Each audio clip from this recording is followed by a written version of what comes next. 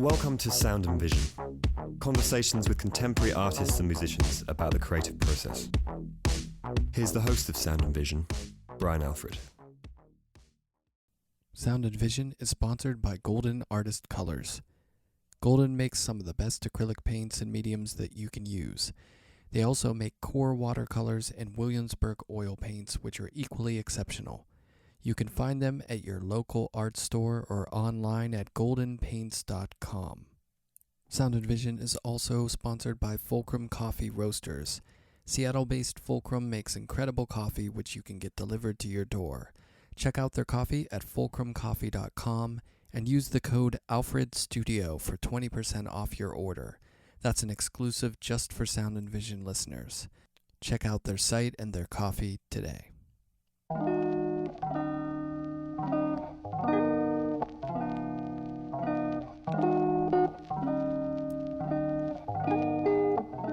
Alice Tippit received both her BFA and MFA from the Art Institute of Chicago.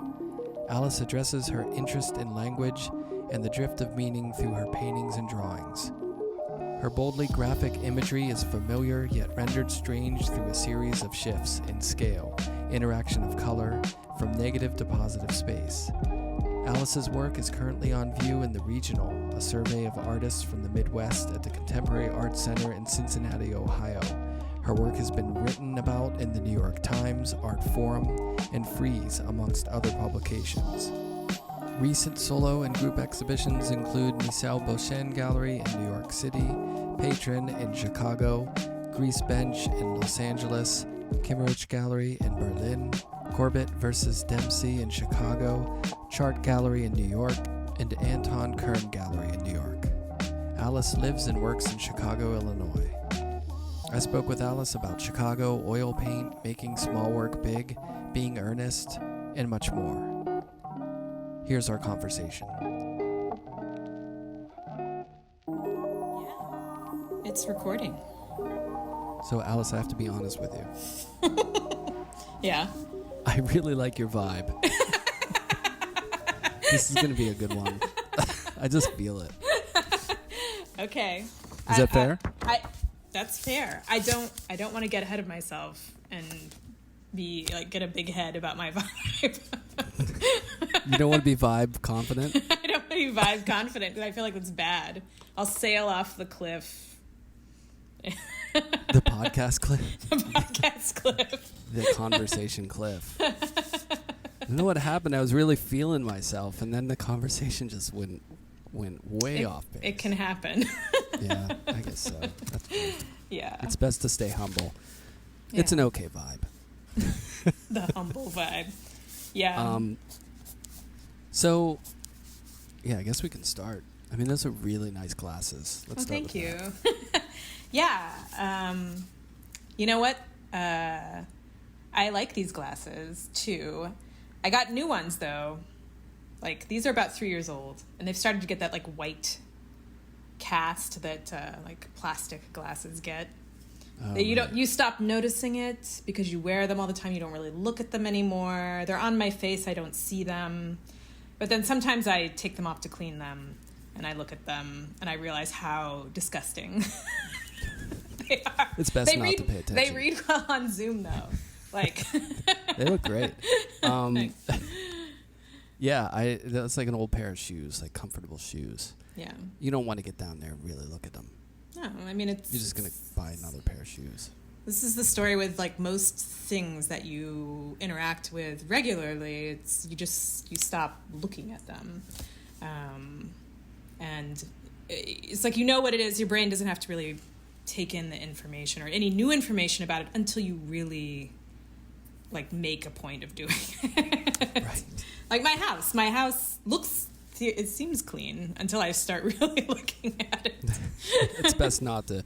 So these are reading glasses, and I don't wear them a lot. You know? Like I should always be wearing glasses because I have astigmatism. Mm-hmm. So everything is just a little bit hazy, which I think is great. I prefer life with just a slight blur filter on it because everything just seems a little less harsh, you know? Yeah, yeah. And once in a while I throw on the glasses and I'm like, really, that's that's what it looks like today. It's not too good. sharp, Yeah. too in focus. Back, I have to wear them all the time because I have really bad eyesight. So, I get up, and when I wake up in the morning, the first thing I do is I put them on, and it's literally like the last thing that I do. Because I did just go to the eye doctor last week. It's on my mind that like one of the things I was concerned about is like when I'm painting in my studio, I'm older now, so I get really close to my paintings, and so I have to I can't see them up close if I have my glasses on, so I have to like an old person, like tip my glasses down so I can see what's happening. Feels good, right? Yeah. Feels good. And then after painting that way for hours, my eyes feel really tired. And I thought, I'm just destroying my eyes.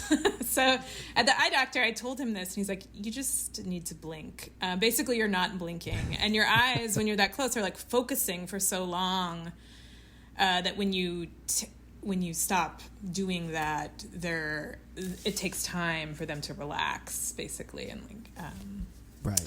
Adjust. He's like, just I stop. strain all the time. Just stop looking at your paintings for like just every like few minutes or so. Just look off in the distance or something. And he told me to buy artificial tears.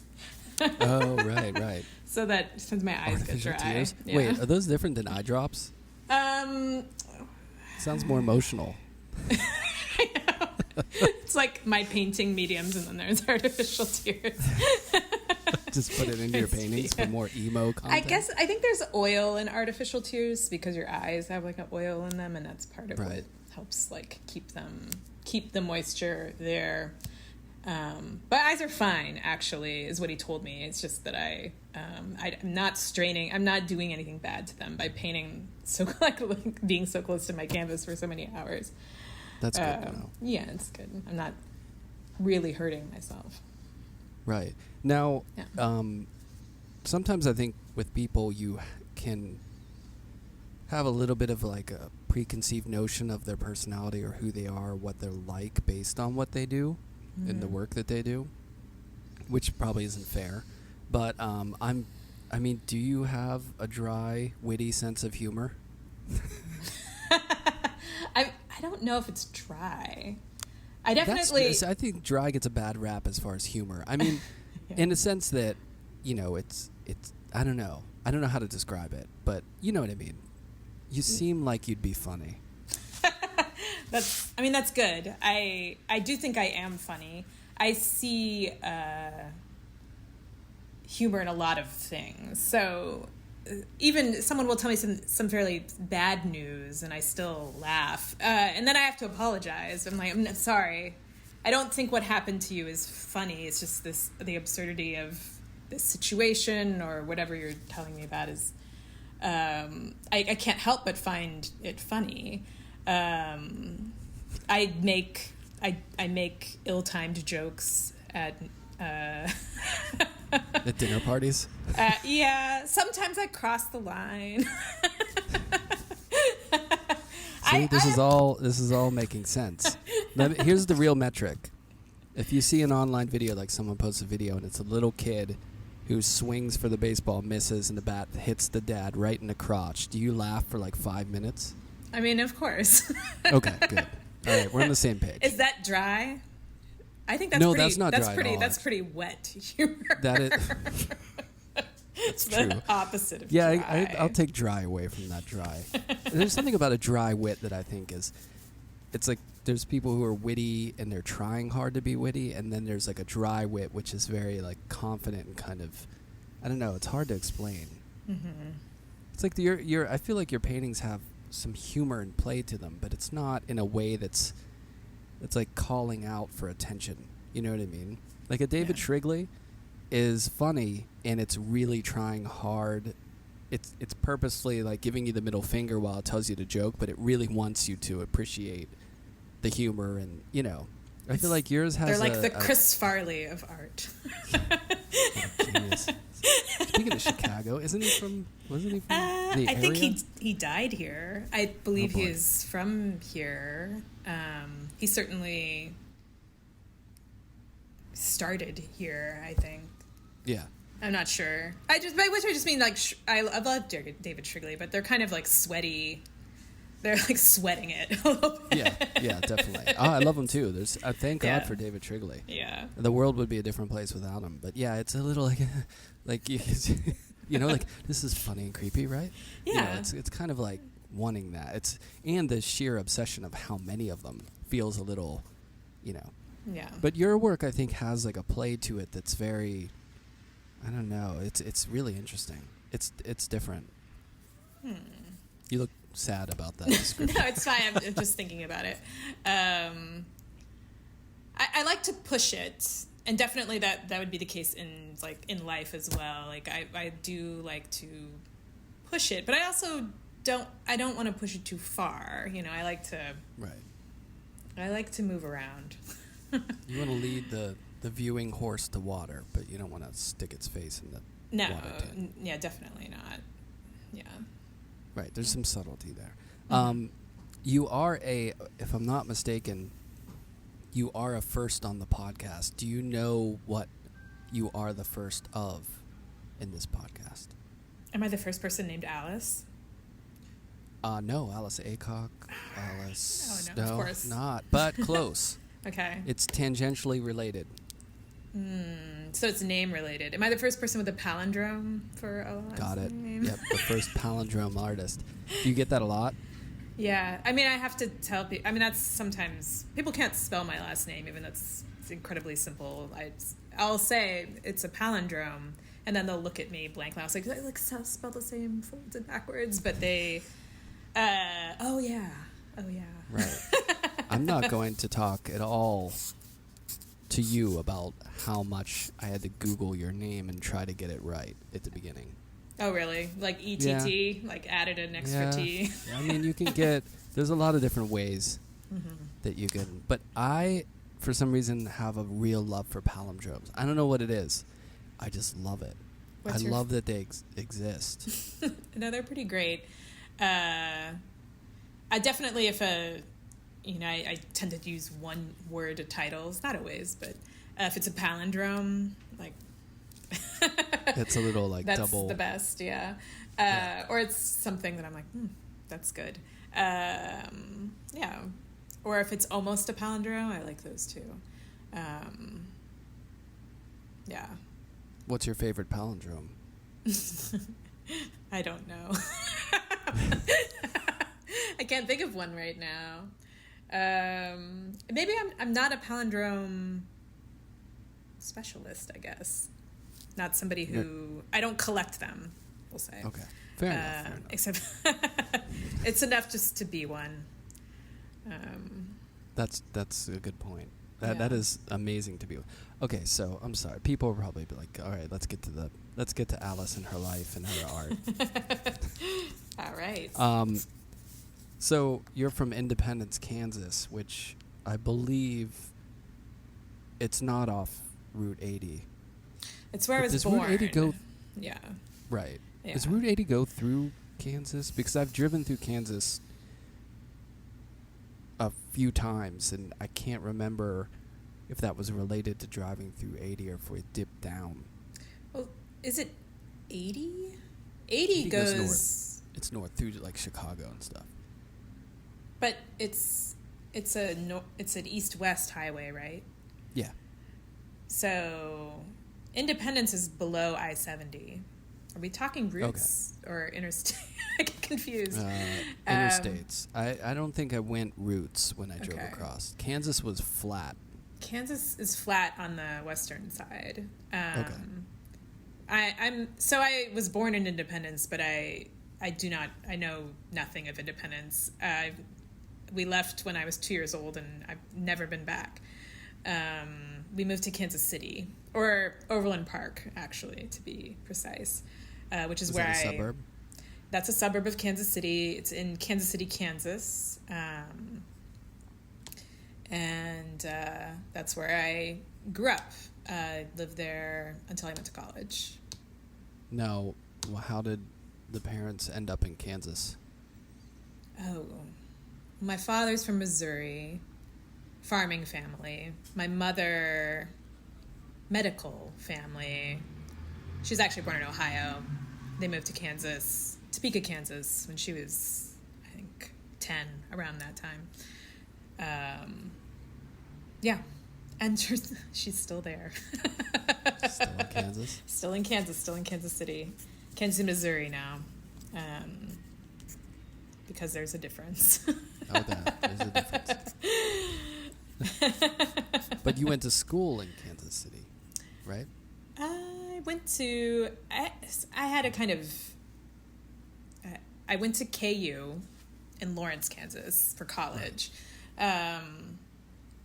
For a couple years, quit going, didn't graduate, went back, didn't graduate, moved away in like 2001, moved to Seattle. I always thought I'd finish school in Seattle, like finish an undergraduate degree, but I didn't. That's a lot of jumping around. What happened? I think I got tired. I mean, have you been to Lawrence, Kansas? It's like a... Yeah, I was in a band. We went on tour, and I believe we played a show in Lawrence, Kansas, if I'm not mistaken. Of course you did. Many bands. Is that it's a stop. It's a stop. Because it's a college town, and it's also just one of those towns where people stay. So it's like I had gone. I went to school there, and then I was living there, and then I was like, I need to leave here. So whether or not I'm done with school here, or I need to get out. So I moved to Seattle for 5 years, and then in 2006, I moved to Chicago. And it is in Chicago where I finished an undergraduate degree at the Art Institute, and then I went to grad school at the Art Institute. So a double dip. Well, yeah. Well, let's go back to Kansas. Yeah. So you took art classes in preschool, right? Oh, yeah. Did I say that somewhere online? You started... Yeah, I didn't get that telepathic. I'm getting a vibe that you started out really young. I mean, my mother's just a sort of mother who's like, oh, you like doing this? Well, here, let's encourage that. So I actually took classes. I was one of those little kids who took classes at the museum. So the Nelson Atkins Art Museum in Kansas City. Do you feel like that? I mean, because I know that I believe that you kind of like fell out of art for a little and then you came back into it. So do you feel like that early on, like having that experience might have like unconsciously made it okay, or if there's something familiar about or something that you connect with that experience? Because I remember growing up in Pittsburgh and going to the Carnegie Museum when I was little, and it was something really like cool. I don't know. It was just felt so weird. Mm-hmm. Like when I listened to classical music, I didn't understand it, but it was something like exciting or like weird or awe-inspiring about it, and I didn't know what that was. But later in life, of course, I went down that road, and I was just curious as to someone who was exposed to something like that so early, if it might have unconsciously sort of laid the railroad tracks for the route that you're barreling down right now in the train. I mean, yeah, it must have. It definitely made the museum. It's always like been my place. Or it was something that I went to the museum so often, and it was encouraged, and it was my thing for many years. Even up through high school, I wasn't taking classes, obviously, at the museum anymore. I did art classes in high school, but I also wasn't like the art teacher's favorite student. You and me both. And, I do think that I didn't, even though it's always something that had been encouraged, it was never thought by me, nor was I ever told, you could be an artist. You could just do this. It was just it was like a pastime, but nothing that I thought about doing. It had like a hobby feel to it, right? Because it was encouraged. Yeah. When you were younger, but your parents didn't do that. They had like jobs. I mean, my mother's a graphic designer, but like it's. Wait, I thought you said medicine. Oh, the family was in medicine. Family, yeah. She's not. But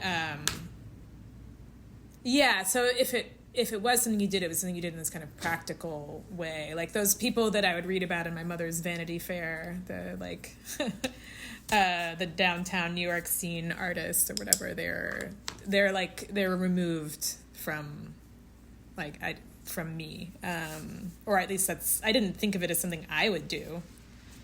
Not that I'm any way now like those people. The Vanity Fair person. We would have been in my mother's Vanity Fair. So Vanity Fair started getting published again in like the 1980s, and my mother subscribed. So it would have been like David Sally and those guys. That ilk. Yeah. Schnabel. Lots of dudes. Lots of dudes. Yeah. Yeah. In the 80s.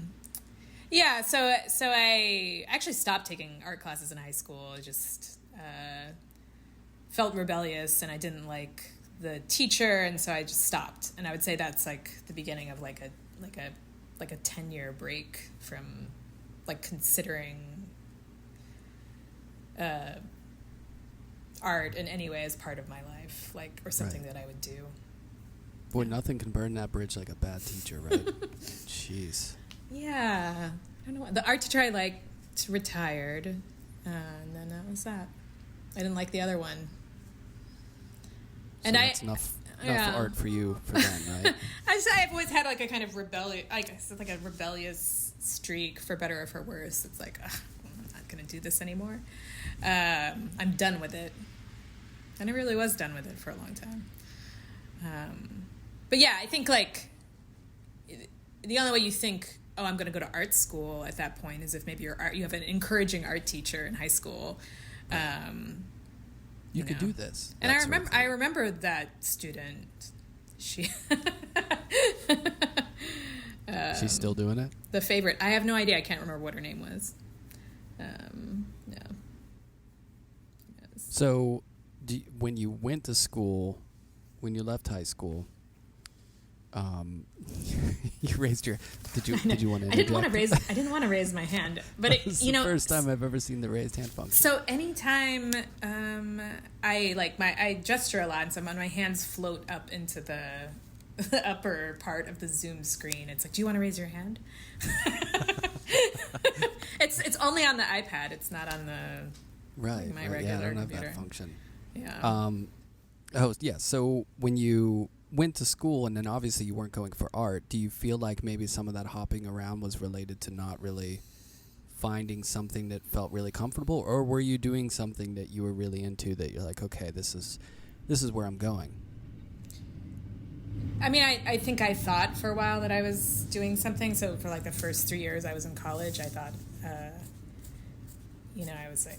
was a sociology major, and I was going to go to grad school. And then somewhere around the third year, maybe it's kind of like quitting art classes in high school, it wasn't so much that I wasn't interested in what I was doing. It was that there were some like financial issues, and that was with attending college that I had created for myself. And there were suddenly like I wasn't enrolled in classes for my senior year because I had missed some deadline for something related to financial aid. And I just didn't want to like bother with it. And I was like, I'm not really sure this is what I want to do anyway. So I quit doing that. Decisive on your leaving certain situations.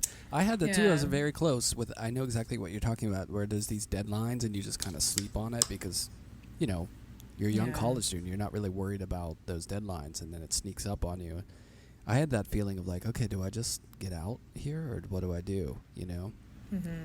It's daunting, but it sounds like you made the decision. You're like, I'm done. I'm out.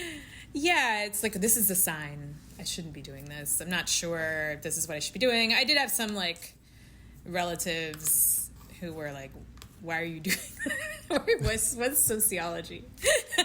Why are you... That thing. Like, yeah, what's that? What are you going to do with that major? Yeah, exactly. He's like, You're like, I'll one-up you. It was my I'll study art. It was my uncle. He's like, I step over sociology majors on my way to the train every day, or something like that. Oh my goodness. Yeah, it's very callous.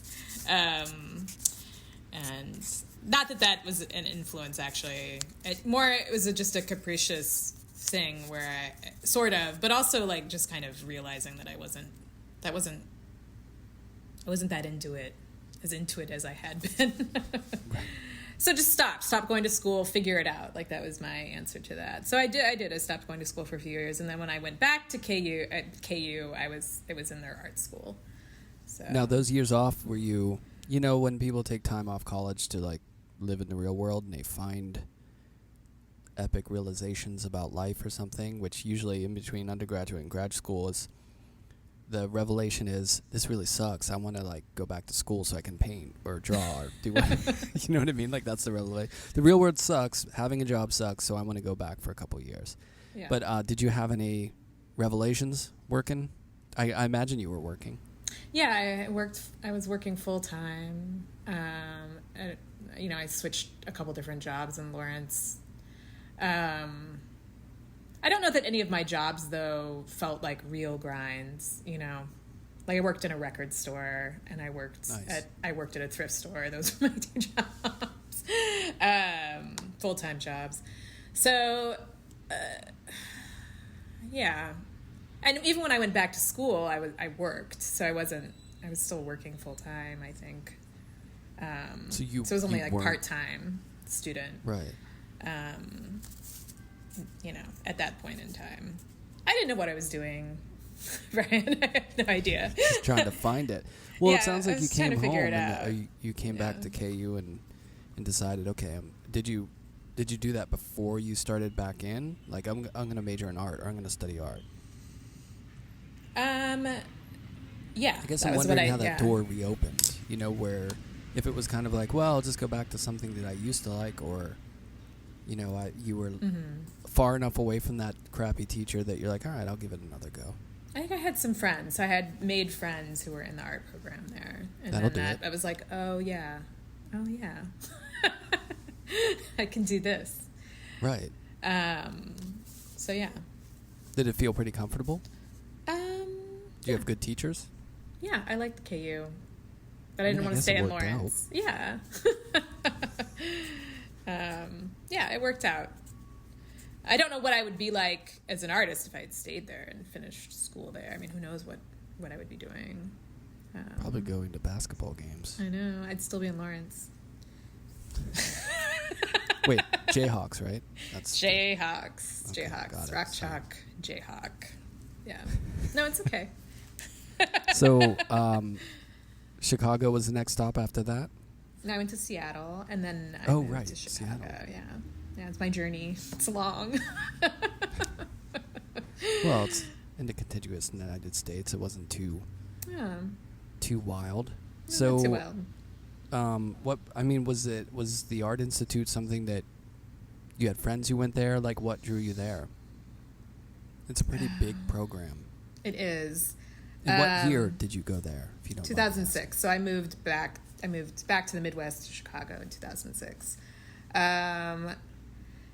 Living in Seattle, my family is here in the East Coast mainly, and so I felt really far from family and friends. Seattle's kind of, it's not only is it really far, but at the time it felt kind of also very closed in, at least like for if you're an artist there. And there weren't any schools that I wanted to go to there. And I had been to Chicago. I liked Chicago. And so I thought I will go to the Art Institute. And that's how I made it. And I liked it. And that was how I made my decision.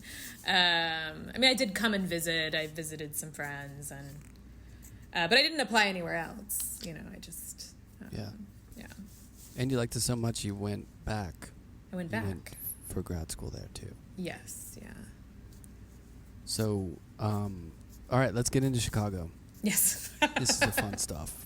I mean, I love Chicago. And came very close to going to the Art Institute, and I didn't.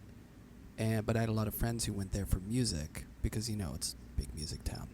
Yes, for sure. And I'm just curious as to what your experience was like in school. Obviously, I think you liked your teachers, right? Yeah. I'm thinking like Galen Gerber and who else? Who are the other? I took many classes with Galen. He's really like kind of a mentor figure to me. Ted Halkins, Barbara Rossi, Kay Rosen. Those are some grad school. Like there were certain people who I talked to in grad school and certain people who I worked with in undergrad. I kind of started out continuing with printmaking, which is something that I had started up in Seattle, and then I switched to painting while I was an undergrad. Not that you have a major, really, in the Art Institute. Right. You can do whatever you want, which is good for some people and not so great, I think, for others. But yeah, so in grad school, Barbara Rossi, Kay Rosen, Michelle Grabner were some of the really great people that I worked with. And is your work at that point, I mean, you mentioned that you migrated from printmaking, doing a lot of printmaking, into more painting. I mean, are we talking the same kind of language you're working through now? Or were you doing still lives or, Renaissance still lives? When I came to the Art Institute in 2006, I was working. I worked primarily on papers, whether it was printmaking or it was watercolor. I did a lot of drawing. I thought that was painting, but someone informed me when I went to school that those watercolors I make, those are not paintings. They laid that out for you? I'm sorry, those don't pass. No, those aren't paintings.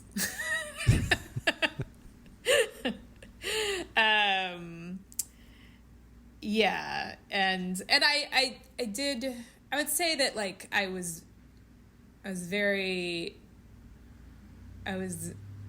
when I would draw, or like when I work on paper, I was doing watercolors. A lot of the time, I would like write. I had like writing, or I would draw in something funny. It was almost like a cartoon. So it was definitely like a kind of language play in my work. Because you were using a lot of text then, right? Yeah, a lot still more at text. That point. Yeah. At that point, yes. And it's just it was something like I had to work through. That relationship text is of so like hard, text right? and image. It is really hard. It's really hard. Yeah, definitely. So, all the while you're going to school there, good teachers, doing the thing, transitioning from a recovering printmaker into painting, bullied into painting. And then, are you going to the museum a lot? Are you going to the Rainbow Room? Are you seeing good music? Or do you have friends in Wicker Park? Are you going to dive bars? What's the Chicago? You hanging out with Chris Ware and drawing comics? What are we doing? Man, all of this stuff makes me feel like I don't take advantage of Chicago at all, even though I love living here. That's like someone saying, it's so like ridiculous. It's like someone being like, "Oh, you moved to New York, so did you go to Broadway and then you went to Times Square and went to the Blue Note?" But I mean, Chicago does have some pretty great stuff. Yeah, you know it well. It was. I don't think I was able to really enjoy Chicago until I was done with undergrad. I worked a lot, and went to school a lot, and didn't make that many friends really until grad school, I think. So it took me a while. I was an older student, so it felt a little like I definitely had a different approach to school. Right. Like you're not hitting it at that 19-year-old, ready to go out there and just, Like at the time, people still smoke. Like I'd been in Seattle where people had stopped smoking in bars, and then we moved here and there was still smoking in bars, and it's like, I can't. Remember that? They go to the Still Rainbow Room, on. Yeah. and I was like, no. I can't blame you. No, they still do it in Japan. Like everywhere you go, there's a lot of places where they're just everyone's smoking, and it's bizarre. Well, that's like that in like Copenhagen, like in places in Europe, Vienna.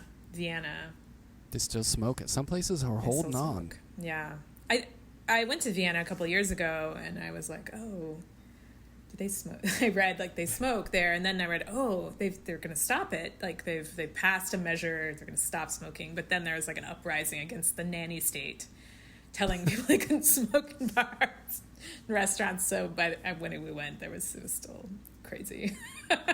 So it's strange. I just walked by someone today here in Brooklyn, and the guy was smoking, and it was really weird, like to see that people, because people vape and stuff, but you rarely see smokers anymore. Yeah, they're not very common. Yeah. Thank God. Okay, so you avoided those places because you didn't want that secondhand smoke. Well, I think too, I'd already cycled through my like I was in my early 30s, and so I'd stopped going to shows when I lived in Seattle. I'd stopped doing anything fun.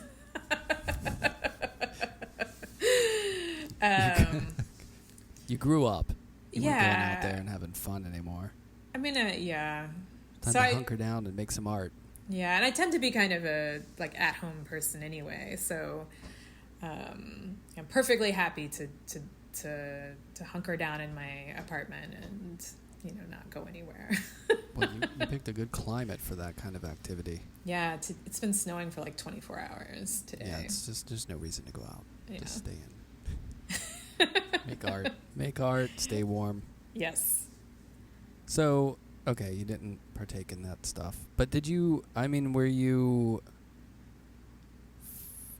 sounds like you were very much getting out of school what you wanted to get out of it, having good conversations with the faculty and, making your stuff. Did you feed off, because Chicago has a really good creative energy to it. There's a lot of stuff going on, even if you're not kind of like doing all that stuff. Did you feed off of that as far as the town is concerned, of like feeling, like you're in this nice creative community? Yeah, definitely. I mean, one of the great things about Chicago is like that there are a lot of artists here, and they just kind of do for themselves, Yeah. So blue collar feeling, Yeah. Like people just do what they're doing, what they want to do, Mm-hmm. finding a way to just be creative. It's livable here, it's not by any means not like inexpensive by any means, but it's possible to do things here. It might be impossible elsewhere. Like the number of apartment galleries and like artist run spaces is quite high, which is something I really took advantage of when I was younger. Now I feel really out of touch with stuff. I live on like the north side of Chicago. This is where like the fewest. I feel like there are artists around here too, but most of my community is further south. No, you're really hobnobbing it up. Yeah. You're really Vanity Fairing it up there. Showing in New York, it's like you're moving up north. Mm-hmm. I live on the north side near the lake. Actually, it's just it's a regular like neighborhood. It's not Right. Nothing fancy. Just Now, do you live where you work? No, but I live about like 5 minutes away from my studio. This is what I mean. It's like I can I can walk, anytime I want to. Like, I just need to get something, I can do it. Yeah, it's nice. No train, no car. You don't have to deal with that. The commute. I just walk here. Do you drink coffee? Yes, in the morning. Is there a good coffee shop in between your 5-minute commute? No, but there's one around do you the make corner. it at home? I make it at home usually, but if I want coffee, I could make it here. But then there's also like there's a coffee place just around the corner. So my studio is, in a kind of business area. It's not like it's not in a old warehouse or anything. So It's like probably an old office. It's just like a 2-story building with like offices above. The train station is right outside my window. You heard it earlier. And there's little businesses around here. It's easy to like get something if I need something. Not isolated. It sounds pretty utopic, to be honest. It's nice, yeah. Yeah. So how long have you been? So okay, you graduated from grad school, and you just stayed. I mean, did you have to find somewhere new, or you basically set up where you were set up?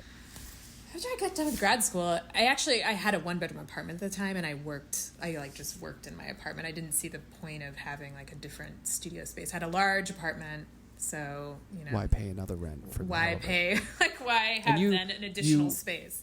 You and I lived worked by myself. in a manageable scale too, right? Your biggest or Yeah. like 26 or 30 or something, right? Yeah, like 26 by 30. Yeah.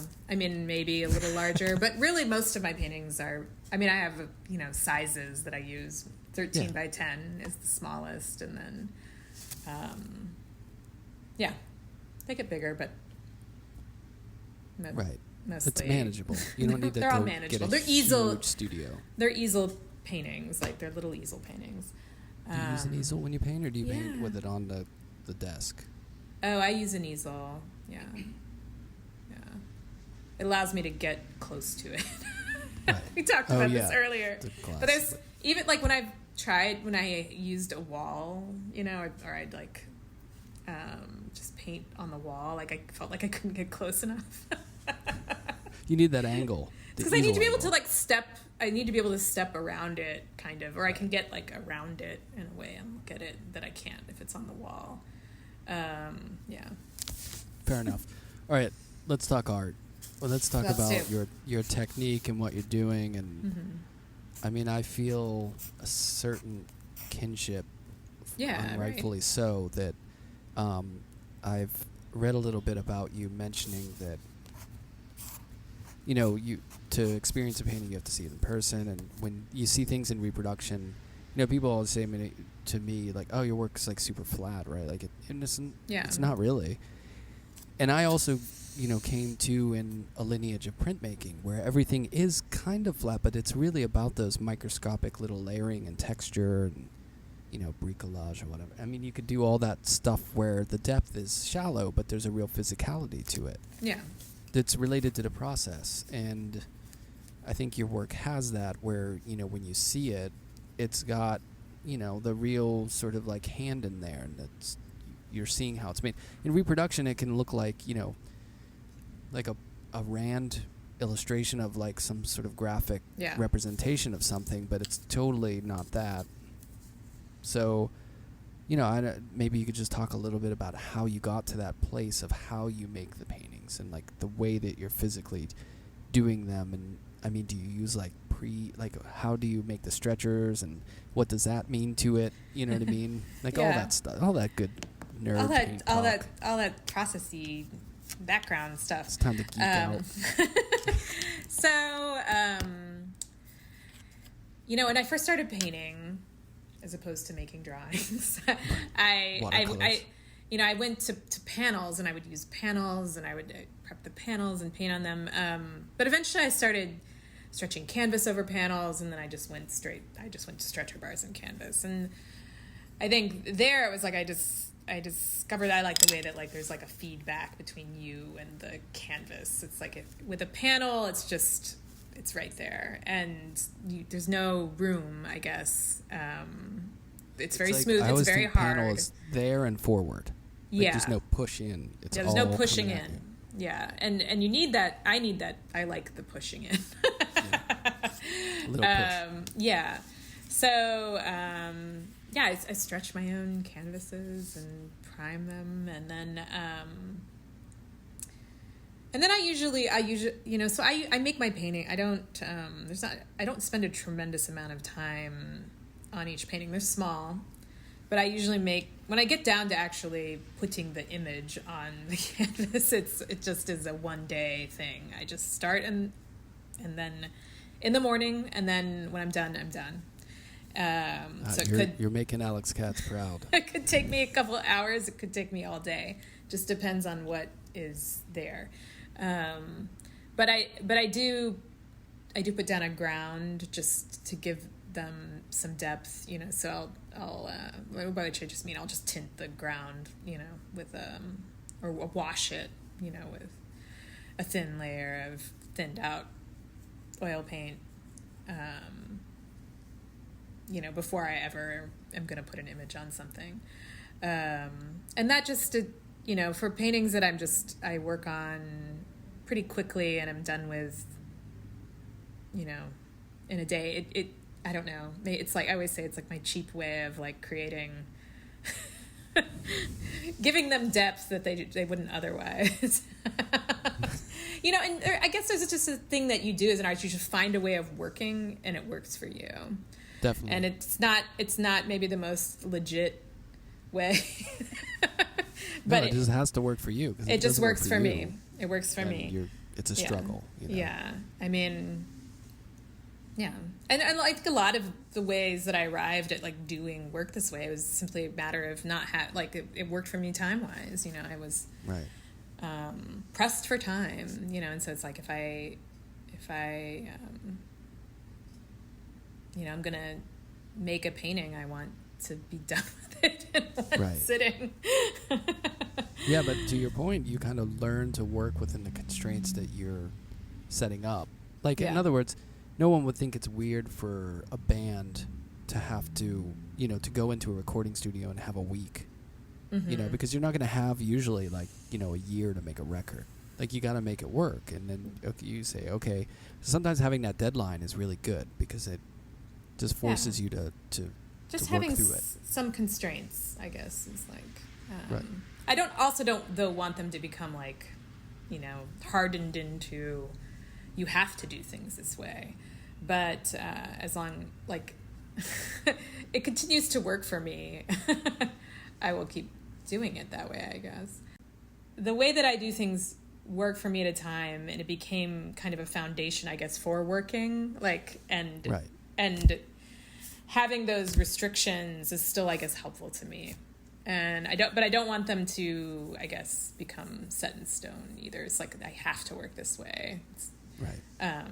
But I don't know. It's also not a problem. Like, they're not getting in my way, I guess. Like, not getting in the way of myself. So, well, I'll bring up a parallel. I think I, like yourself, I believe, will sort of do most of the improv and most of the ideation and all that stuff before, and then come up with a sketch on the computer. Like, I'll map things out. So once I'm ready to do the painting, things change a little bit, but it's not a terrible amount. Most of it's kind of ironed out. So I'm basically, delivering on what the idea in the sketch and what the way that I imagine it being. So most of that improv stuff is at the beginning.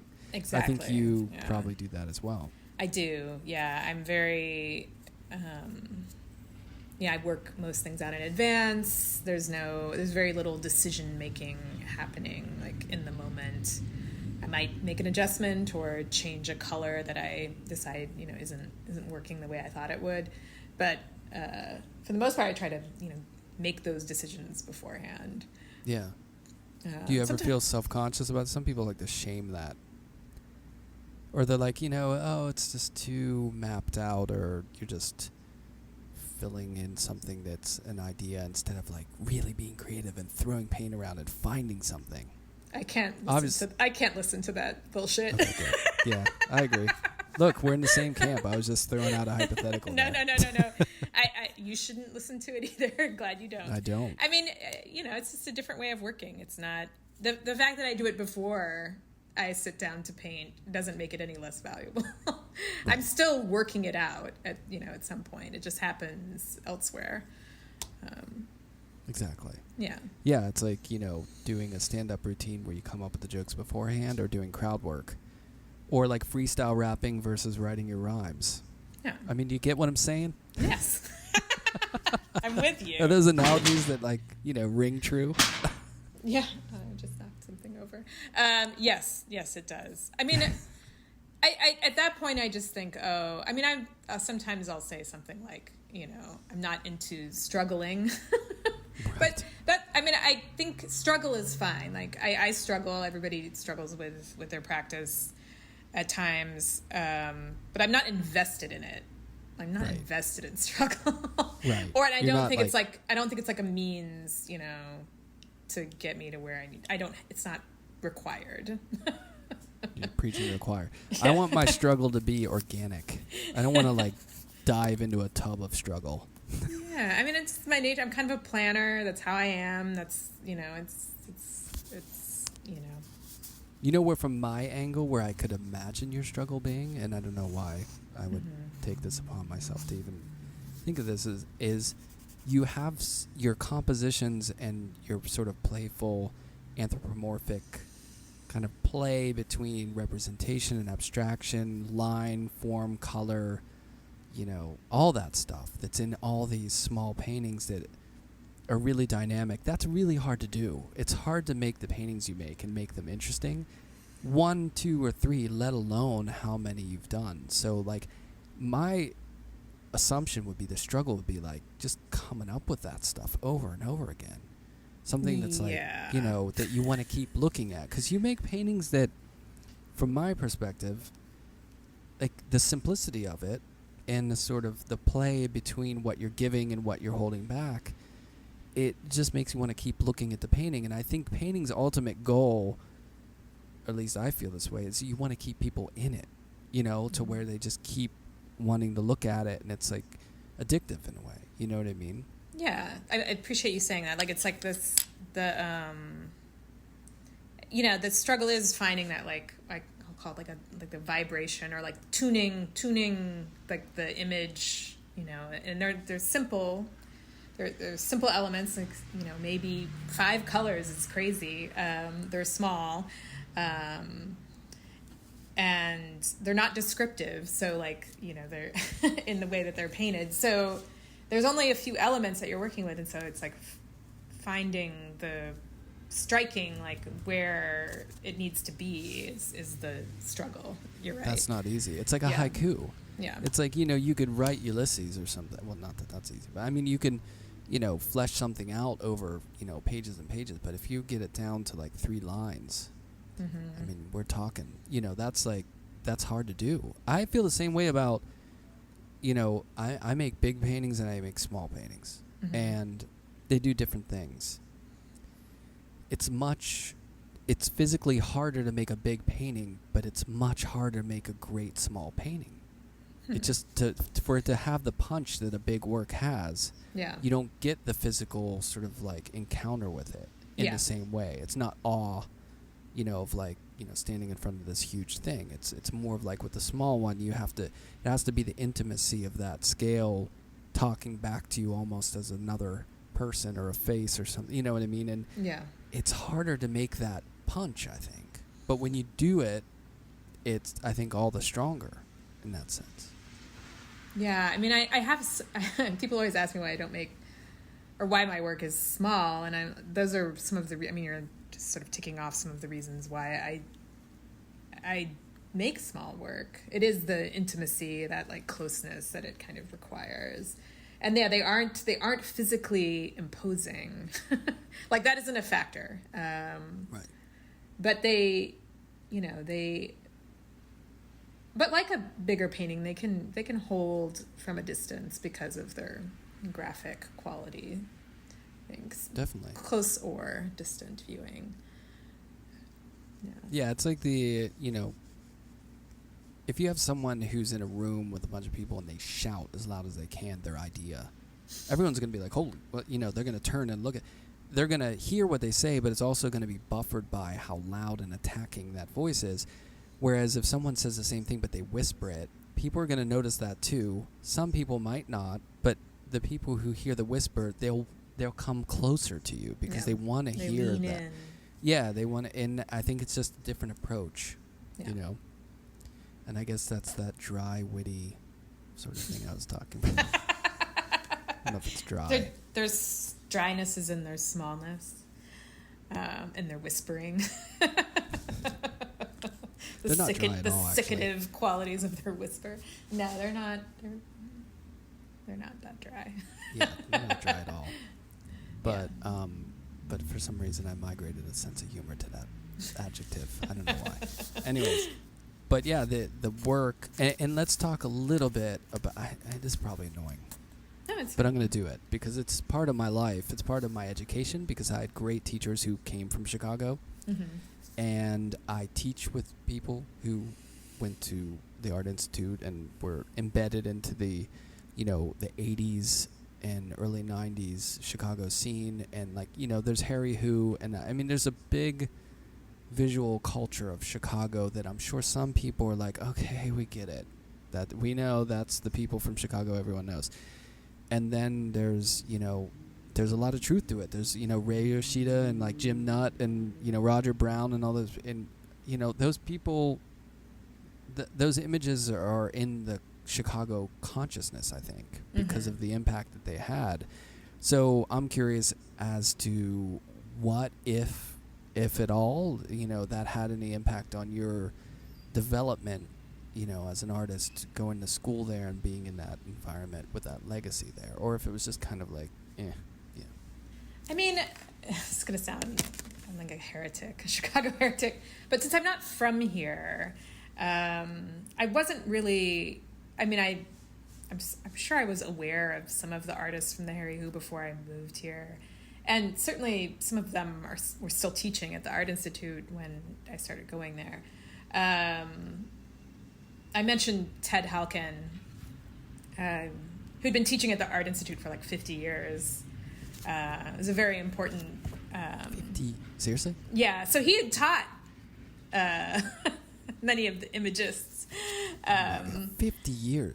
That's just teaching 50 years is, wow. So it's like, in that way, I was like taught by the same person who taught, like, you know, Barbara Rossi and like,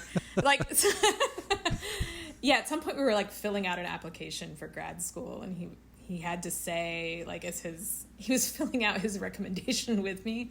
He's like, how many students have I taught?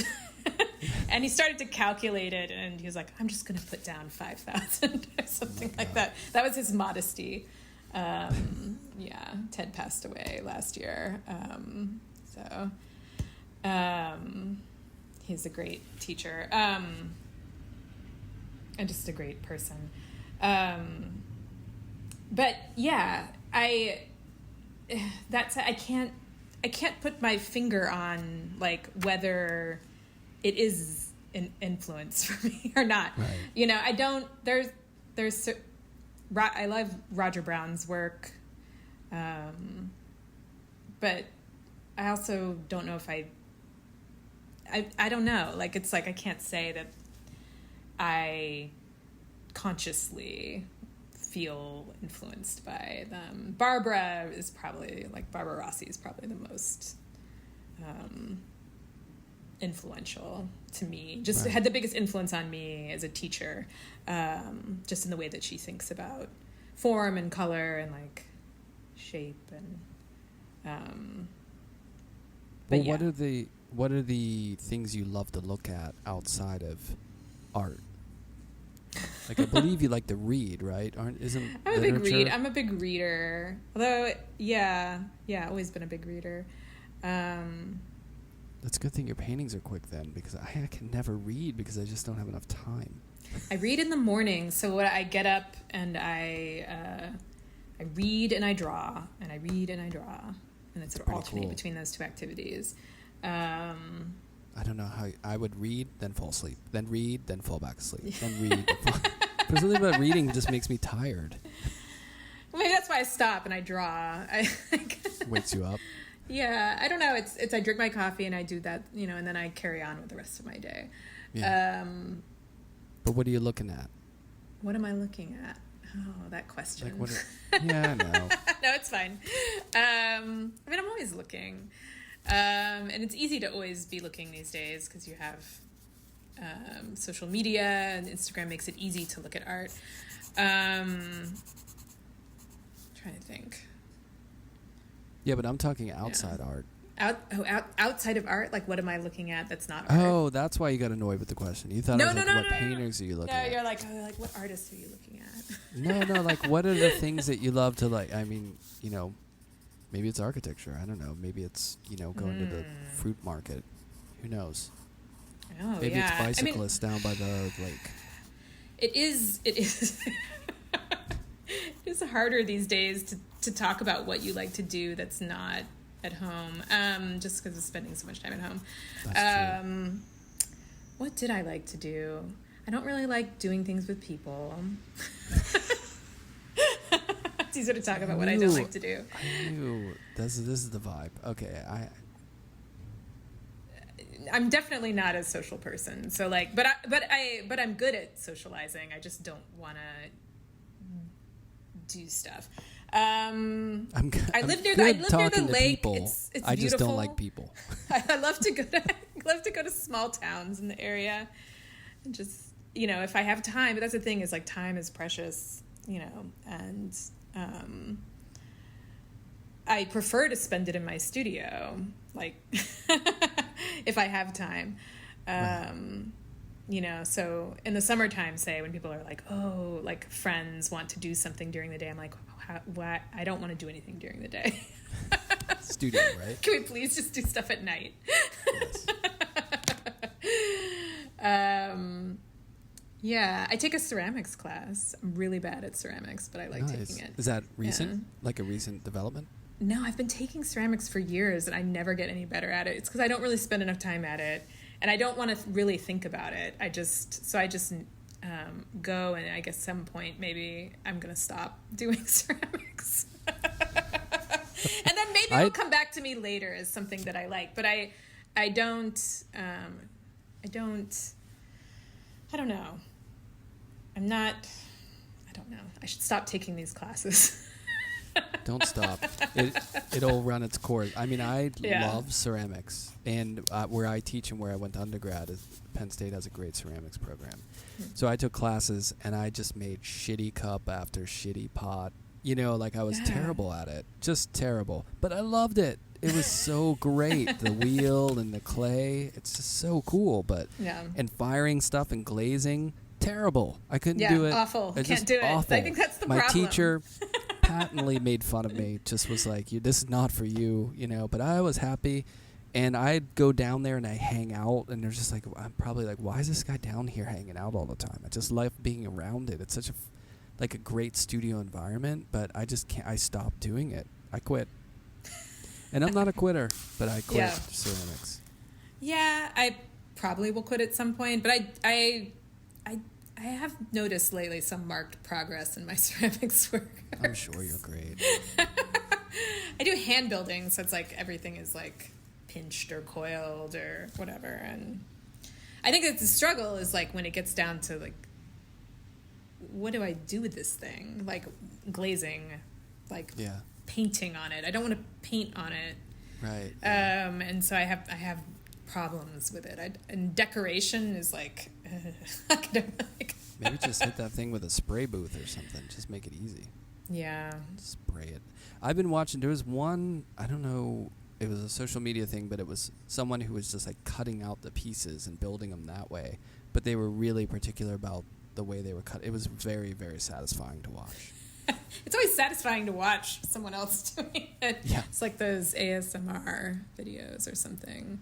Yeah, I think the other thing is like it's messy. Like and I guess I'm not a messy artist.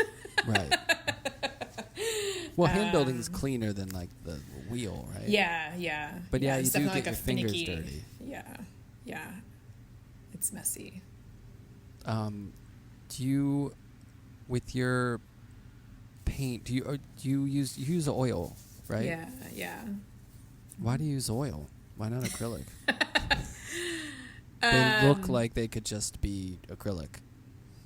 Do you like the butteriness and the sheen and all that stuff? Yeah, I like oil paint. I don't like acrylic paint. Hey, easy. Yeah. Right here. I'm sorry. It's Golden. Sorry. It's podcast sponsor. It's I know they make that oils too. I know that you can like. Yeah, they do. I know they make Williamsburg. I use Williamsburg. Yeah, there you go. Or whatever they bought. They Thank bought you. Williamsburg. It's paying for itself. They make good paint, though. I'm not just saying that because they do. Yeah, I like the quality, the feel of oil paint. Yeah. Acrylic paint, I had a number of issues with it when I used it before. Just like drying time, the fact that it gets sticky, I don't like that. And I like I do not blend my oils tremendously. I like when I do have moments of illusion in my paintings, or where those edges meet. I prefer the handling of oil paint. Fair enough. Yeah. Also, when I want opacity, oil paint delivers in a way that I think acrylic paint's kind of transparent. I don't know why. It just is. I hear you. Yeah, well, I mean, it's a kind of plastic. Yeah. Acrylic is just, not natural in that sense. Oil has that butter. I mean, I love oil paint. Yeah. I love I love cake frosting too, but I'm not working with it. You know what I mean? Like, I mean, I love it. It's just for what I do, the acrylic seems to work. But yeah. We're just back to the, like, this is what, you do what you do. It may not be the right way to do it, but it's what works for you. So, right, definitely. Yeah. And plus, you never tape anything, right? It's all by hand. Yeah, so I sort of block in, and then I work out from there, and I sort of work back in until things feel right, I guess. Yeah. Yeah. It's good on you, because that tape is a pain in the butt. Yeah. It's like acrylic. It's like it's a siren. It's like once you start using it, you can do things with it, and you're like, ooh, this is nice. And then you can get too far in the weeds with it. And, that's why oil painters have it right, I think. Well, people who use oils use tape and masking stuff, right? That like masking. Oh, I can't even frisket. imagine. Yeah, like I remember when I was in grad school and I first saw, actually it might have been before, but I first saw Matthew Ritchie's show at Basilica. This is way back. And it was all this like taped out stuff, but it was oil. And I was like, wow, that's really, so I tried to do some of that with oil paint. It was just like, it never dries. It never like totally dries. It takes a long time. So to tape on top of it, it would take like a year to make a painting, I think. Yeah, I mean, but I don't know. I think you'd just work on things all at the same time. Can't do it. Again, not my way. Different strokes for different folks. I have to do exactly. like a painting and then move to the next one. I can't double dip. Yeah. Or I cheat. I'll use this paint for that painting and that one for that because I'm lazy, and next thing you know, they all look the same. Do you work on many at one time? No, just one at a time. Yeah. I mean, I would say that I work on them at the same time, but I'm not painting them at the same time. Right. Yeah. So, yeah. I mean, because it does take me a while to decide that something is ready, to be a painting, I am working on them at the same time. Right. Just as drawings, or, sketching out the idea. It's not like that one image you're working on is the only thing in your world until you finish it. But you generally like to work on a painting. You're doing one a day, too, so that's... Yeah. Or not one a day, but I mean, you're not spending like 2 weeks on a painting, so you can kind of move on. Yeah. Mm-hmm. I mean, I spend a lot of time not making paintings also, so it's like I make, I'll come in here and when I'm ready, I'll make... I'm good at that. Spend a lot of time not making them. I'm good at that, too. Very good at spending time not making paintings. I mean, there's a lot of other stuff that I have to do that's like to build up to making them. And, yes. I don't know what I would do. I mean, so I have like a job that I also like have to do. Maybe I could not have a job, but I've chosen not to teach as my way of, getting income as an artist, or, having insurance and other stuff that's, you wouldn't have otherwise. Right. So I have to, that does take up some of my days. Fortunately, not all of them. And is it in the creative field? Do you mind me asking? No, I work in IT. Oh wow! But it is like front end web development. But it's I work at Northwestern University at their library. Nice. Yeah. We just unionized the library actually. Really? So yeah, if you want to talk about things that I did, like I do, like when I'm not being an artist, like. I do work on the union. Yeah. Which enter joke of doing a lot of great work. not working. Exactly. I was in the union for a minute, and it was amazing. Yeah. I mean, it's a great thing, but it's also unions. Anyways, that's a whole other It's a whole other thing. But it is something. I mean, I enjoy working on. I like working on the union. So, yeah. I've read that the question seems to be asked of you, like, what do you listen to while you're working? And I think you maybe mentioned not too much music, maybe some podcasts, or maybe a little, but you like to just work in silence. Yeah. So my follow-up to someone else's question is, but what about when you're not working? Are you a music fan? Like, what do you like when you're not working? Oh, well, I mean, I do listen to music. I just, when I'm working, it'd be very sporadic. Like, I might put something on, but then when it runs out, I'm not going to, like, move on to the next day. Right. But I'm putting the studio out of this. Like, when you wake up, or what's your music life like outside of the studio? You know, I kind of, I don't pay attention to new music at all. Like, at that point in my life, I guess, is past. And so really what it is, I just get into, like, older stuff. Right. Like, last year and through this year, I got really into Curtis Mayfield. Whoa, nice. And nothing wrong with that. I bought a bunch of Curtis Mayfield records, and I'm still really into Curtis Mayfield. Well, he's often my first choice when I come to the studio. I'll listen to Curtis. I love that. See, this is why this question's so good, because I'm not, for whatever reason, I wouldn't have pegged you as a Curtis Mayfield person. Or like that's Curtis. the first go-to. I mean, now I'm not going to have Pusher Man out of my head for a couple days. After we are done talking, that's going straight on the Sonos. That bass line alone, it's just like... Can I recommend an album? Can I recommend Give, Get, Take, and Have? Of course. This is like, it's like 1976. Curtis's sort of, it's got some disco in it.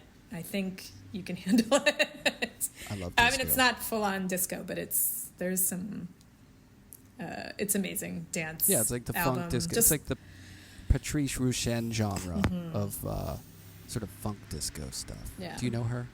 No. You know the song Haven't You Heard? I don't know. Oh, you gotta write it down. She's amazing. Haven't you heard? Oh, you probably heard Forget Me Nots. Forget Me Nots. No? No, but I'll look it up. But yeah, she's amazing. But it's that genre. Yeah, I know Curtis Mayfield pretty well because my dad growing up was a huge Motown head, and like he loved like Sly and the Family Stone. I mean, I know coming out of Motown, he loved all that soul and like disco stuff. Used to go disco dancing with my mom.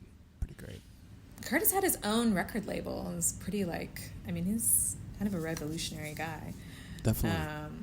Yeah. Very. Move On Up is one of the best songs ever, if you ask me. He has so many good songs. Yes. Definitely. So that's what'll happen is I'll click, something will click. So maybe something I've, listened to for years, but then I'll just take like a dive into the back catalog. Yeah, go deep. And then at a certain point, it just becomes part of, it moves into the background, and then something else comes up. But it never goes away. It's just part of the mass of things that I listen to. Have you, before I forget, have you listened to the Chicago Gangsters? I mean, it's apropos. No, I don't think so. Can you do me a favor? Chicago Gangsters? You won't be disappointed. Trust me. What is it? It's from that era. You just, okay. Okay, I'll look it up. I think you'll dig it. Yeah. I mean, I think I approach music the way I approach a lot of things. It's kind of scattershot. Like, I'll find something and I'll get really into it, but that's it. Like, I don't it's the same way with artists and with books. Like, I'll read one particular writer really in depth, but then I don't read any of their, like, people around them. Right. You're not an algorithm person. You're not like, okay, I'll listen to the 10 other people who you like this, maybe you would like this too. Right. I might try, but it's it's not the same. No. You are you a stand-up comedian fan? No. I mean, I like stand-up comedy, but I don't actively like seek it out as a entertainment. When I first moved here, my roommate was made friends and like got into his life in Chicago. He'd moved with me from Seattle, doing open mic nights in Chicago, and I would go with him because I didn't have any friends. Open mic nights are great. I mean, you talk about awkward. Yeah. There's a lot of like... But there are some people that I saw who are now famous people who are just like, they get up and do their open mic routine. So yeah. It is raw though, and I did not like his comedy friends very much. Oh, yeah. It's a certain breed. Going to live comedy is so different than just watching it on Netflix, I will say. There's a different kind of charged atmosphere when you're there. There's like a tension, you know? Yeah. Yeah. At open mic nights, it's definitely one of like fear. I hope this works out. I hope this works out. Can you imagine if people were in your studio while you're working and they're just like, oh God, I hope she pulls off this painting. It's not looking good. That would be terrible because there are some really bad times where I'm like, this painting is never going to be done. Yeah, you just don't want people to see that process. No, I don't. Yeah, and afterwards I just feel exhausted. I don't even really want to talk to anyone. Right. Yeah. Yeah. Well, how do you do with openings? You said you're social, though. I'm sure you're fine for those 2 hours. I turn on the light for those events. Turn on the light. I have about 2 to 3 hours in me of like good socialization, and I really will put my all into it, and then I want to leave. God, isn't it amazing how exhausted you are after an opening? Yeah, like and then you got to do that after dinner. Yeah. Oh my God. Yeah. It really, there's nothing quite like. I mean, the few times I've done like grad advising or like been a visiting artist, I've felt similarly. Like just where like it's just emptied out person. At the end of like everything has been taken from me by all. It's really like it's like exercising, you know. It's like running a marathon if you're never running. And it's just like way too much. I mean, even, you know, in teaching and doing KRETS, I remember before I was a teacher, I would do those visiting artist gigs, and at the end of it I was like, oh my God, how do these people talk to people all day and give them opinions right after, you know what I mean, like over and over, and it just seems so daunting and exhausting. But then when you do it all the time, you get used to it. I mean, you can handle it, but it is a muscle, you know what I mean? Yeah. And talking to people about work, you know, going out, and I mean, I don't really go to openings or socialize really much at all. I mean, this is the most talking I do, but you know, it does take a lot, you know. It's a different kind of experience, completely devoid of the studio where you're just, you know, it's quiet. You just have you and what you're working on. And then you have to go out and like sort of, you know, do the song and dance for, you know, it only comes around once a year or something. Yeah. But it is a strange dynamic, I think. For sure. Yeah. But I imagine you like the response. I mean, people must really be into what you're doing. I mean, at an opening, I think you only really talk to the people who are like into what you're doing, right? Like.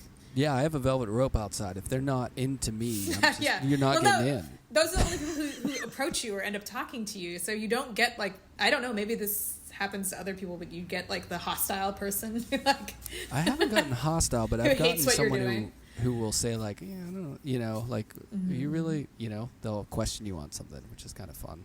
Yeah, I may have run into that person, but it's been a while. I mean, the first opening that I've had some shows over the like past 2 years, but I hadn't done an opening until recently when I was in LA. And yeah, it was weird to be back in that space with people. Could you imagine if you got a heckler? Someone just comes in and is like, no, this is awful. Like, come on, people, you can't like this. Yeah, that would be weird. I don't they know. Save it, Like, they save it let's for social media. Just leave. Yeah, exactly. The comments section. Yeah, just put it in the comments. Although I will say, I don't know how you feel because you were like, let's say in school in the 2000s, like early 2000s, right? Mm-hmm. I feel like the art world and artists are much more supportive now than they've ever been. Yeah. Yeah. Mm-hmm. There's more people sharing other people's stuff and kind of like into it. Yeah, it's possible for us to do that ourselves, not have to wait for somebody to do it for us. And so there is more community in that respect. I think it's good. Yeah. Yeah. Much better. Definitely. Well, I'm a big fan of your work. Oh, man. And there's not,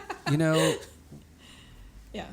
The thing I think about it, I don't know why I want to share this now, but the thing I think about is the work that you're doing is like really hard work because it doesn't have that immediate, I don't know, there's that what you're taking away, like you're only giving so much, and there's probably so many people who could look at your work and be like, oh, well, that's like, or there's just no emotion, or it's just removed, or it's like clever, or blah, blah, blah. Mm-hmm. But I think it's really, I don't know, I think there's really something whimsical and really great about it, and it's maybe it's just and obviously a lot of people love your work, and it's thought of highly, but I'm just saying, like, I don't think it's the easiest work to put out there, and I think it's really great. I mean, thank you for saying that. I do encounter like a certain kind of person who is like, or a person who's inclined to just sort of take it very simple work, and that they don't have to put, not a lot is being offered, and so they don't have to put a lot into it, or that there's like a question and they need to answer it and then they're going to move on, and that's fine. But it's good to hear that like it holds, or that it isn't that way. Because there's always, for me, there's like, you have your own self-doubt, and it's like, I find my work compelling, or I wouldn't be doing it. But there's that creeping doubt, that everyone has. Like, it's just like, these aren't serious. Surely you're joking. Don't you have that feeling? Yeah. Like, really? That's what you're going to do? No, I've said it quite often, fairly, for a little while now, that I hit the point in my career, in my life, where I just don't care anymore. I'm just like, I don't know if it's being a parent or if it's getting older or what it is, where I'm just like, you know what? I don't care. Like, I'm going to do what interests me. Yeah. If you're into it, great. If not, oh well. I'm not going to make something that I feel like needs to fit in or needs to be, like, I'm not doing it anymore. I just don't care. I'm just doing. It's funny because I feel like in COVID that happened in a separate thing, where people were just like, I'm not working this job anymore. Like, I don't want to do this with my life. I'm just going to do this thing, or I'm not going to work. Yeah. And like, it's pretty refreshing, and it's just that feeling of like, of owning what your desire is to put your efforts into. Yeah. And to be totally frank, like, I've never really made artwork that I felt like was going to fit in or was going to please people necessarily. Like, I was always just kind of drawn to do a certain thing. And, like, knock on wood, like, I've been able to just do that for the most part. I mean, gloriously under the radar and not very successfully. But, I mean, I've been doing it for a while. And I just don't feel like I want to make anything outside of what I want to make. That's the best place to be, yeah. I mean, it's, when I say that I, like, feel like everybody has feelings of self-doubt, it's like a little voice that I also know to ignore. Right. Or like, yeah, but it's there. I mean, I think also... Yeah, it's hard. It's hard, but it's there. But it's like a heckler. Mm-hmm. It's my own little heckler. Yeah, they're like, whatever, get out of the room. But it's still annoying that they're there yelling at you or whatever. But you know that that's not what they're saying. to just cast it aside, but it is still there. Yeah. So that is. But I guess maybe personally, I feel like the highest compliment that I could pay your work is that it feels to me like someone is doing this stuff who's really has that feeling of like, oh, I'm doing what I'm doing. I'm into it. Oh, I'm into it. Yeah. Yeah. No, but we've seen work yeah. out there. Let's be honest. We've seen shows where you're like, this feels like the person's just trying to like, this is of the moment. I'm just going to try to do this here. And, it's like a left turn or I don't know. It just doesn't. I don't know if it's right or wrong, but you feel like, well, I just don't really feel like this person's really invested in this. It just feels like surface or something. I don't know. Yeah, my favorite. It has nothing to do with how it looks necessarily. Yeah. It's more of like what it is and what it's doing. My favorite artists are those who I think are just doing their own weird thing, right? And in a kind of uncompromising way.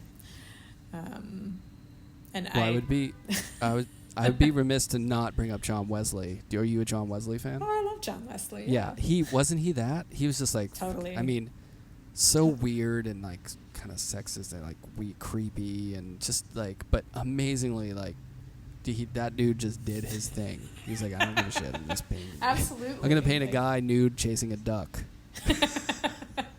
Why? Doesn't matter if you ask. It's like it's absurd. You don't need to ask why. Right, but it's definitely him. You know what I mean? Yeah, for sure. Yeah, I love John Wesley. One of the greats. I totally agree, and I'm kind of not under the radar, but wasn't the big pop person, but it was just kind of weird, just like strange, in a good way. Yeah, it's great. Well, what strange work, like something to think about. For but sure. Something I feel like a kinship in is just like the style of it. Yeah, It's always never wavered. Well, formally, like genius. The way he's like the composition and the way he's playing with the frame inside the frame. There's so much good stuff there formally, but at the same time, it's like a rabbit and jumping through someone's legs or something weird. Yeah, it's pretty. The great. The moment that is captured is. It's not the usual material. Right. Understatement for sure. Yeah. What are you working on now? Are you working towards anything? Anything coming up? Just surviving this winter? Surviving the winter. It's kind of quiet, like, in terms of art stuff. Like, I have a show with Nicelle Beauchene in 2023. A group show coming up, but not a whole ton of stuff happening right now, which is fine. I like it. I will keep working no matter what. So like whether there's like a lot happening or almost nothing happening. I mean, one thing I've liked about the pandemic is the reduction of fairs, like as a demand. Like not that there was like a lot of like, two of the galleries I work with do fairs. The other one really doesn't, or the other ones really don't. So it's like I liked not having the fairs. Right. And now I think there's like a slightly different approach to fairs by the two galleries who do. Like they seem to be not doing quite as many still, or maybe there just aren't that many fairs like running still. But yeah, I think it's just slowed a little. Yeah, like the intensity of the like all the send me 5, whatever it is, it's just kind of like slowed a bit. Kind of like the environment when you saw like whales coming closer to the coast or whatever because the pollution was like dipping down. It's like we're just gonna take it down a notch. It's not necessarily a bad thing sometimes to take your foot off the gas for a minute. Yeah, and I don't know. I like these times where it's like a little more open, and those are the times where I feel like something else. Like I don't know, some strange. Oh, I might take something to a strange place.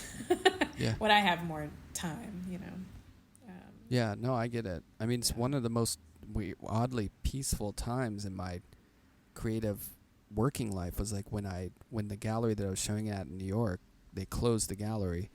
And then I just was not represented for like a year and a half. And I just like, I mean, not in New York, I was in other places, but I was able to just like take time and work, and I didn't have that deadline here, you know, which felt like kind of relaxing in a weird way. Like I could just slow down and like recalibrate. Yeah, it's like I still keep working as if there's stuff that's going to happen, but I work on it in a different way. It's just for myself. So yeah. I imagine which is Chicago what it should always be that way. It should always feel that way. But for some reason it cannot feel that way sometimes, even if that is actually what I'm doing. It's just like well, nothing like a pandemic to slow down everything for a little bit, right? For a little bit. Yeah. Let's get back to reality here for a minute. Yeah. I don't know. It's still pretty crazy. And yet not. So. Yeah, it's like we've acclimated to the weirdness of it or something. Well, we have to, I don't know, something has to give at some point. Like, it's not going to go away. Right. It'll just get like less, I don't know, less, hopefully it'll be less, I don't know, dire and more just of a... I was going to say apocalyptic. Yeah. Is that the word you were looking for? Less end of days. Exactly. Yeah. That's exactly. We just normalize this, like, freakishly. Yeah. Well, I mean, I hear you. I don't know, living in the city or working in the university environment, and then I went to Ohio, in December, totally different, like Cincinnati, Ohio, totally different approach to, so it's like to Pittsburgh. in my bubble of Chicago, where we wear our masks, and at the university we do things this way. The Cincinnati was like, here's how it is in the rest of America. Isn't that amazing? I went back to visit my mom in Pittsburgh, and it's like, we're doing this. We're just going rogue here. Okay. We're pretending like nothing ever happened. And this was like a little further back. It wasn't quite. It's amazing. There's two different zones, And so you can get like, when you're surrounded by everybody who's like following the rules and like it's like actually you also lose perspective on like what it's like, what is happening, like if you're I don't know, depends on who you're around. I hear you. Let's hope it all kind of like settles in. Seems like things are starting to maybe settle. Looking up. Yeah, I hope so. I'm a diehard optimist. Me too. I am. I'm not joking. I didn't think you were. I'm a diehard optimist, cracking up like, I'm a pessimist. Yes, I think things will get better. Yeah. Well, I have to say, I'm a big fan of the work, and I think you're great. And it was really great to talk to you. I'm glad. Yeah, great to talk to you too. We could line it up, and I'm really looking forward. I know it's in a year? Do you know when next year in New York? Spring of 2023. Sounds like a nice time. That sounds like a time when maybe we'll get back to something like normal. I know, Come to New York and could meet in person. There you go. That'd be nice. Sounds good. Maybe we could go to a comedy club. Oh yeah, we could listen to Curtis Mayfield records. There you go. Drink Mai Tais and then go to a comedy club. Mai Tais, that never made its way. All right, that's a late addition to the podcast. You had to stick around for a couple hours for that one. It takes me time to warm up. Got it. All right, it's Mai Tai time. All right. Well, thank you, Alice. It was nice. Thank you, Brian. Nice to talk to you. It was nice to talk to you too.